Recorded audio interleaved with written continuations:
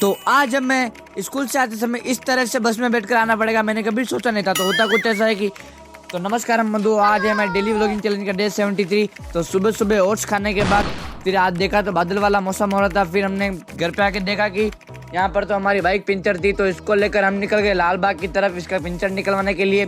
तो फिर अपनी गाड़ी को इन अंकल को सौंप कर फिर हम निकल गए थे एक दुकान पर, जहाँ पर हमको बीज लेने थे चारा बोने के लिए हमारे खेत में। तो वहाँ पर पहुँचकर बीज लेने के बाद उनको पेमेंट किया। पेमेंट करने के बाद फिर हम निकल गए उस दुकान से हमारे बाइक लेने के लिए।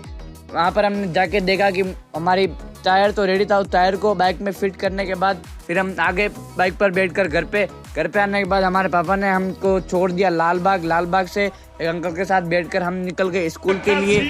स्कूल में आज हमारा एग्ज़ाम था, तो एग्ज़ाम देने के बाद हम निकल गए घर के लिए। बजरंग चौराहे पर देखा तो वहाँ पर तो भजन संध्या का प्रोग्राम चल रहा था। फिर अपने दोस्त के साथ बैठकर हम पहुँच गए सोमनाथ चौराहे से थोड़ी देर तक वहाँ पर बैठकर वेट करने के बाद वहाँ पर आ गई थी बस में हमने देखा कि बहुत भीड़ थी, तो उन अंकल ने हमको पीछे भेज दिया कि पीछे लटक जाओ आप।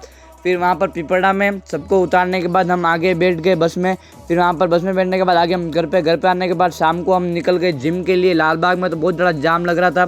फिर जिम में पहुँचकर आज हमने किया शोल्डर और लेग्स का वर्कआउट फिनिश करने के बाद आगे हम घर पे ऐसे इंटरेस्टिंग लोग देख रहे हैं। Don't forget to like comment and share. Thanks for watching. धन्यवाद।